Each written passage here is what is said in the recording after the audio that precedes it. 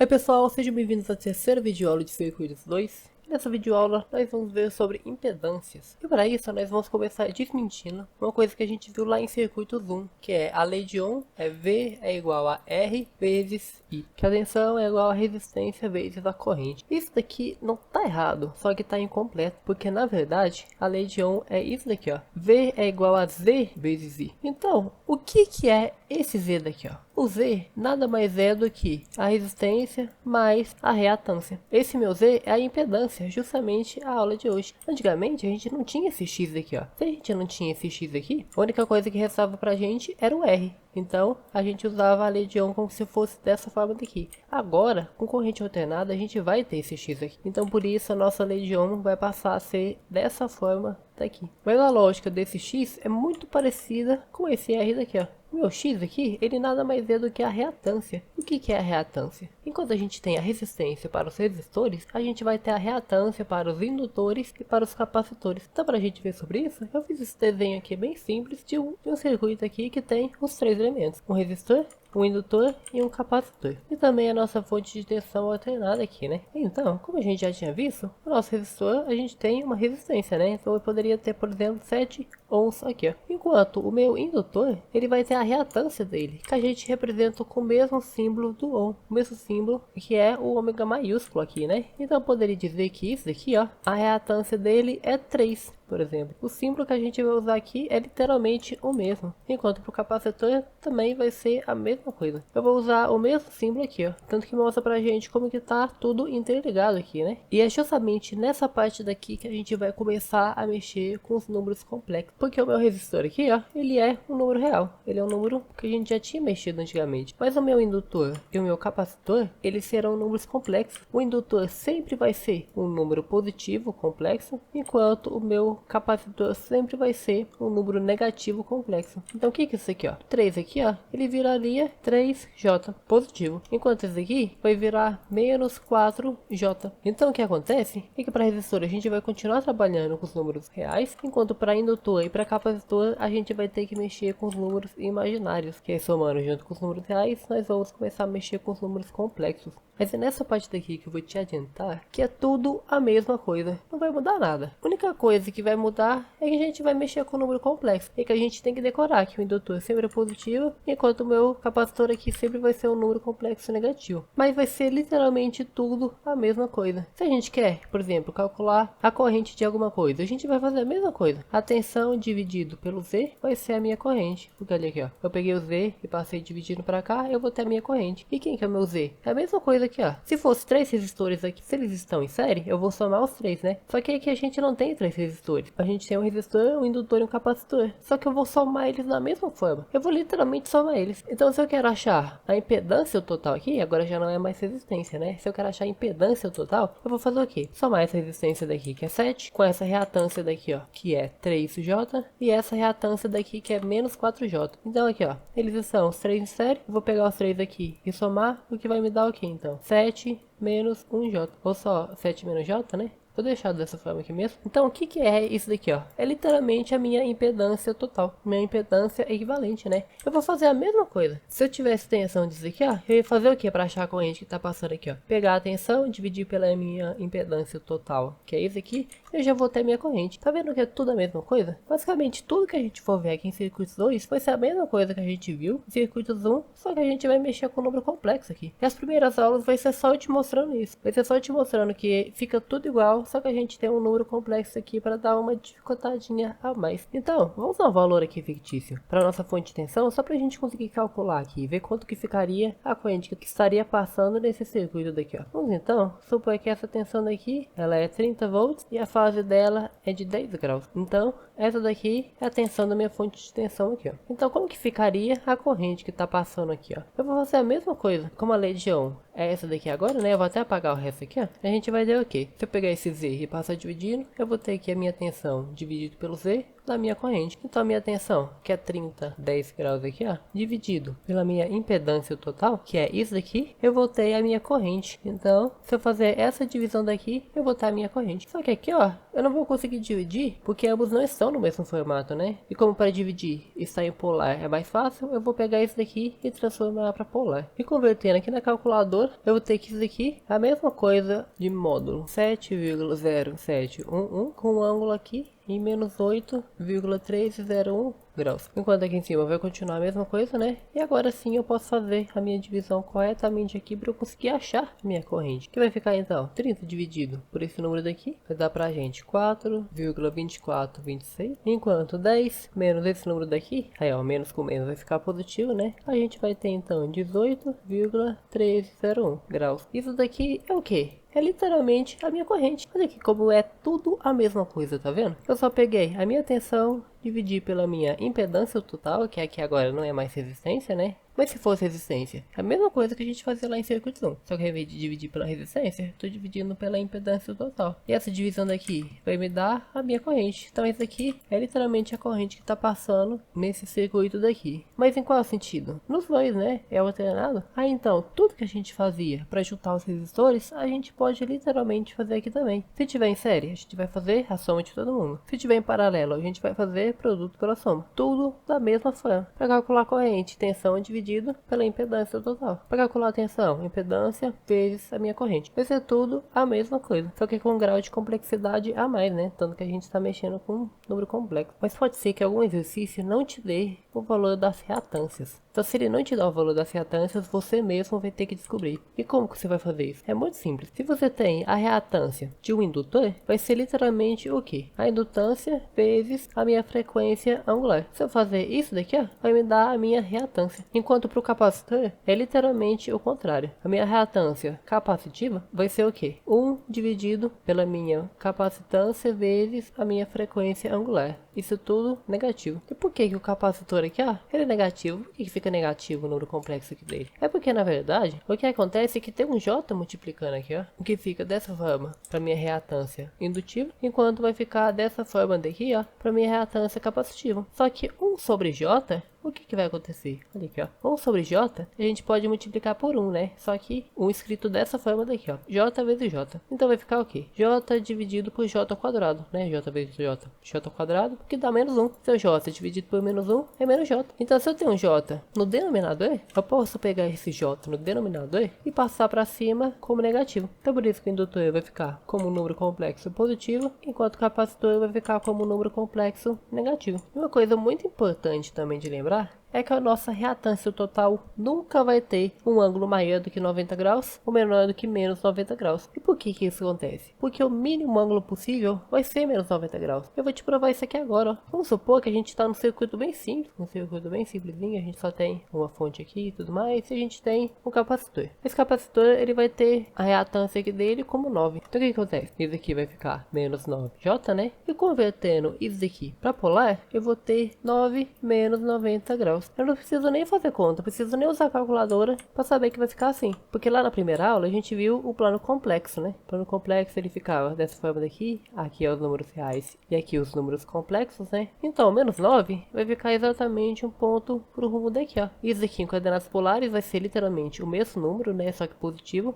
e com menos 90 graus aqui. Então a minha reatância capacitiva vai ser menos 90 graus, enquanto a minha reatância indutiva vai ser 90 graus. Então ficaria um negócio assim, ó, se fosse um indutor aqui, ó, que tivesse a reatância indutiva aqui dele como 9. Ficaria dessa forma daqui, ó. E o que que acontece? Se tiver em série, a gente vai somar. E não existe soma que a gente possa fazer que faça com que esse valor daqui diminua ou esse daqui aumente. Porque quando a gente tá somando duas coisas que tem ângulo aqui, ó, o ângulo final geralmente vai ficar entre os dois. Vai ficar sempre o número entre um que a gente tá somando e outro. Se eu estivesse somando esses dois aqui, ó, meu ângulo final ele ficaria algo entre menos 90 e 90 graus. É como se eu estivesse tirando tipo uma média, sabe? nunca vai ficar um valor maior do que o meu máximo, ou um valor menor do que o meu mínimo. Então na minha reatância total, sempre vai ficar um valor entre menos 90 e 90 graus, sempre. Mas para minha tensão e para minha corrente, eu posso ter outros valores, aí tanto faz, eu posso ter o valor que eu quiser. Mas a minha reatância total sempre vai ter um valor entre menos 90 e 90 graus. Aí então, pensa aqui comigo, ó. Se eu tenho a minha reatância capacitiva com um ângulo negativo, isso quer dizer o quê? Se na hora que eu calcular a minha impedância total, essa parte imaginária daqui, ó, ela ficar com um número negativo, quer dizer que a minha impedância total ela tem uma característica um pouco mais pro rumo do capacitivo. O que isso quer dizer? Quer dizer que o meu ângulo aqui, ó, ele vai ficar negativo. O que de fato aconteceu, ó, meu ângulo aqui ele ficou negativo. E o que isso impacta pra gente? Se eu tô dividindo por um ângulo negativo aqui, ó, na hora que eu for fazer a divisão, isso aqui vai somar, né? Vai fazer com que o resultado final aqui, ó, ele tenha um valor de ângulo um pouco maior. E onde que eu quero chegar com tudo isso aqui, ó? Que nesse circuito daqui que eu fiz, ó, a minha reatância capacitiva, ela tem um valor maior do que a minha reatância indutiva. Então, o meu capacitor aqui, ó, ele tá ganhando. Então, ele tá influenciando mais o meu circuito aqui, ó. Ele tá influenciando mais aqui o meu circuito e fez o quê? Com que a minha corrente tivesse um valor maior na fase aqui dela do que a minha tensão. Então, resumindo, tudo isso aqui que eu acabei de falar. Se a minha reatância capacitiva tá ganhando no meu circuito aqui, ó, ela é maior, isso quer dizer que a minha corrente vai ficar adiantada. O meu capacitor, ele adianta a corrente. E como o indutor é o contrário, ele vai atrasar a corrente. Então, o meu capacitor adianta a corrente, enquanto o meu indutor atrasa a corrente. Aqui, ó, o meu capacitor, ele tá ganhando do meu indutor aqui, ó. Então essa corrente daqui, ela vai ficar adiantada em relação à minha tensão. Era isso que eu queria chegar no fim das contas. E uma dica aqui, para você lembrar aqui, que o indutor, ele atrasa a corrente, você pode fazer aqui, ó. Imagina a corrente passando aqui, ó. Se tem muitas voltas e tudo mais, ela vai ficar atrasada, né? Ela vai acabar aqui e vai chegar atrasada, né? Porque ela tem um caminho maior para percorrer. Não é isso que acontece de fato. É só um truquezinho pra gente lembrar que o indutor atrasa a corrente, porque ela tem muito mais espaço aqui para passar, né? Tem que ficar passando pelas voltas e tudo mais. Aí dá a impressão de que ele atrasa a corrente por causa disso, né? Não é por isso, mas é só um truque para lembrar que o indutor atrasa a corrente. E por sua vez, então, o que sobra é que o capacitor adianta ela. Mas então, depois de tudo isso aqui, vamos fazer um exemplo então, que a gente tem que descobrir as nossas reatâncias e também a gente vai calcular a impedância total quando elas estiverem em paralelos, né? Então vamos pegar esse circuito daqui como exemplo e tentar calcular a corrente que vai estar passando no circuito aqui. Então, para isso, a gente tem que fazer o quê? Mesma coisa que a gente tinha feito antes lá, né? Pegar a tensão aqui e dividir pela impedância total. Então, a primeira coisa que a gente tem que fazer é calcular a impedância total. Então, isso aqui, ó, eles estão em paralelo, né? Eu posso juntar esses dois aqui em um só, depois fazer o paralelo dos dois. E se eu fosse juntar esse aqui em um só, é só fazer a soma dos dois aqui, né? A resistência desse aqui, que é 7, mais a reatância desse aqui. Só que qual que é a reatância desse aqui? Ele não tá me dando a reatância, né? Esse exercício daqui, ele só me deu a indutância. Então eu vou ter que calcular a reatância por conta própria. Que vai ser o quê? A reatância indutiva é a capacitância vezes a frequência angular. Então nesse caso aqui, vai ser 2 vezes a frequência angular, que é essa frequência daqui, ó. Então 2 vezes 100. Então 2 vezes 100, 200, né? Então quer dizer que a reatância desse aqui a gente poderia escrever como 200J. Agora somar ficou fácil, né? 7 mais 200J dá literalmente 7 mais 200J. Então essa parte daqui, ó, se a gente for fazer o insere aqui deles, vai dar 7 mais 200J. Mas agora a gente tem que fazer o paralelo de 7 mais 200J com esse daqui, ó. E a gente não tem a reatância dele, então a gente vai ter que descobrir também, que vai ficar o quê? A reatância capacitiva vai ser 1 sobre minha capacitância vezes a minha frequência angular. Aí no caso desse 1 aqui vai ser menos J, né? Se a gente já for escrever como os números imaginários. Então vai ficar o quê? Menos J dividido pela capacitância dele, que é 1 milifarad, né? Então 1 milifarad é 1 dividido por 1000, né? Então vai ficar 0,001. Isso multiplicado pela minha frequência angular, que vai ser 100. Então vai ficar como? Multiplicando por 100 aqui, a gente vai ter menos J dividido. Como aqui tem 2 zeros, a gente passa 12 vírgula para cá, 0,1. Aí qualquer coisa dividido por 0,1 é a coisa que a gente multiplicar por 10, né? Então quer dizer que a minha reatância desse capacitor aqui, ó, vai ser menos 10J. Então vai ficar dessa forma daqui, ó. Então tem que fazer o paralelo dessa parte daqui, que é 7 mais 200J, junto com essa parte daqui, ó. Então vai ser o quê? O produto pela soma. Então vamos colocar aqui no cantinho, ó, para ficar mais organizado. Esse vezes esse daqui, então vai dar 7 mais 200J vezes o menos 10J, dividido pela soma dos dois. Esse somado com esse aqui. Então, 7 mais 200J mais o menos 10J aqui, né? Essa multiplicação daqui até que tá tranquila da gente fazer dessa forma daqui, porque a gente pode só fazer a distributiva para cada um desses daqui, né? Então como que vai ficar? O 7 com menos 10j vai ficar menos 70j. E o 200 multiplicado pelo menos 10, a gente vai ter menos 2000. Aí o meu j multiplicado com j aqui vai dar menos 1. Então vai ficar isso aqui multiplicado por menos 1, o que vai só tirar esse sinal daqui pra gente, né? Então vai ficar isso daqui, ó. Aí agora a soma deles vai ser 7 mais 190j. Agora a gente só precisa fazer essa divisão daqui, que a gente vai ter a nossa impedância total. Agora sim, como é uma divisão, e fazer divisão quando eles estão em retangular é chato, né? Então vamos converter ambos para polar. Aí esse primeiro daqui dá 2001,2246, enquanto o meu ângulo é 92,0045. Sempre um negócio aqui, ó, que deu 92. E eu falei que nunca ia dar na impedância total valor maior do que 90, né? Só que isso aqui ainda não é a minha impedância total. Eu só estou convertendo isso aqui, ó, que é só a multiplicação de duas impedâncias. Então isso aqui ainda não é minha impedância total. Pode ser que no meio das contas dê um valor maior do que 90, ou um valor menor do que menos 90. Mas no final, quando a gente acabar e calcular a impedância total, ela sempre vai ter que ficar entre menos 90 e 90. Então continuando aqui, convertendo isso daqui de baixo, a gente vai ter 190,1289 e o ângulo aqui vai ser 87,8901 graus. Então vai ficar dessa forma daqui, ó. Agora a gente vai fazer a divisão normalmente. E dividindo o 2000 aqui pelo 190, a gente vai ter 10,5256. E o ângulo é só a gente fazer a subtração dos dois, né? Que vai dar 4,1144 graus. Agora sim, ó. Isso daqui é a minha impedância total. E o ângulo ficou entre menos 90 e 90. Agora, se essa aqui é a minha impedância total, é só fazer o quê? Pegar a minha tensão e dividir por ela. E eu vou achar a corrente que está saindo dessa fonte daqui, ó. Então, se eu fizer 17, escrever o resto aqui da senoide e dividir pela minha impedância total lá, esse aqui vai me dar a minha corrente. Só que esse aqui tá ruim de eu dividir para esse aqui, né? Então, o que eu posso fazer? Escrever esse de cima em formato de fazor, que vai ficar como? O 17 e a fase, eu vou colocar os 7 graus aqui, que vai ficar dessa forma daqui, ó. 17 e 7 graus. Então, aqui um detalhe bem importante. Aqui, eu tô colocando a minha tensão de pico. Isso quer dizer o quê? Que na hora aqui eu vou achar a corrente em formato de fazor, né? E ela vai estar justamente na corrente de pico dela. Então eu tenho sempre que me atentar ao que eu estou escrevendo aqui, ó. Se eu estiver escrevendo a minha tensão eficaz, eu ia ter depois a minha corrente eficaz. Então se eu quisesse escrever ela em formato de senoide, eu tinha que multiplicar de novo por raiz de 2. Porque a tensão eficaz e a corrente eficaz, né? É só pegar a de pico e dividir por raiz de 2. Aqui, como eu não vou fazer nada ainda com a tensão eficaz, eu vou só deixar tudo em formato da tensão de pico mesmo. Agora, fazendo essa divisão daqui, o módulo aqui vai ser 1,6151, enquanto a minha fase vai ser 2,8856 graus. E essa daqui, então, é a minha corrente que está saindo da minha fonte de tensão aqui, ó. Agora, se eu quiser escrever isso aqui em formato de senoide, eu posso. Lembrando que aqui está a minha corrente de pico, né? Então, eu vou colocar a minha corrente de pico normalmente na senoide. Se tivesse corrente eficaz, eu ainda ia ter que multiplicar por raiz de 2. Então, vai ficar esse número daqui multiplicado por seno. Aí a frequência angular aqui, ó,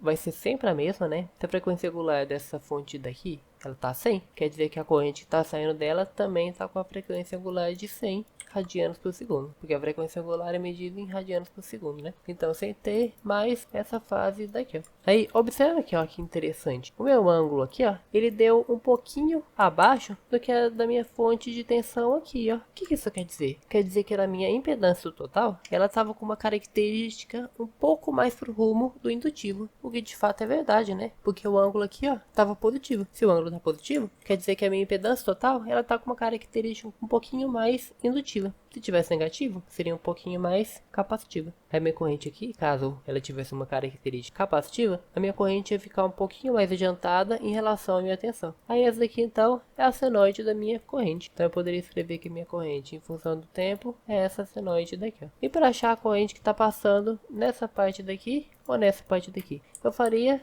o meu divisor de corrente, que vai ser ou a minha impedância total dividido pela impedância que eu quero, que no caso vai ser o quê? Poderia fazer minha impedância total, que é esse valor daqui, dividido pela impedância do meu capacitor aqui, que no caso só tem a reatância dele, né, que é o menos 10. Eu poderia então fazer isso tudo dividido por menos 10J. Aí isso vezes a corrente que está entrando, né, porque é assim que é o formato, então, do meu divisor de corrente. A mesma coisa que a gente já tinha visto antes lá, que tem duas formas de escrever ele, né, ou a resistência total dividido pela resistência que eu quero, vezes a corrente que está está entrando, ou a resistência que eu não quero, vou colocar aqui, ó, resistência que eu não quero dividido pela soma das resistências. Isso tudo multiplicado pela corrente que está entrando. Mas olha aqui, ó, ao invés de ser resistência, aqui agora vai ser impedância, né? É só isso que muda. Vai ser tudo a mesma coisa, não vai mudar nada aqui pra gente, ó. A única coisa vai ser que ao invés de ser resistência, vai ser impedância. Então, eu poderia usar o meu divisor de corrente aqui para calcular a corrente que está passando em cada uma dessas partes aqui, ó. A impedância do total dividido pela impedância que eu quero, multiplicado pela corrente que está entrando, que é essa daqui, ó. Ou eu poderia também usar essa fórmula de baixo daqui, ó, que vai ser a impedância da parte que eu não quero, que no caso é essa dessa daqui, ó.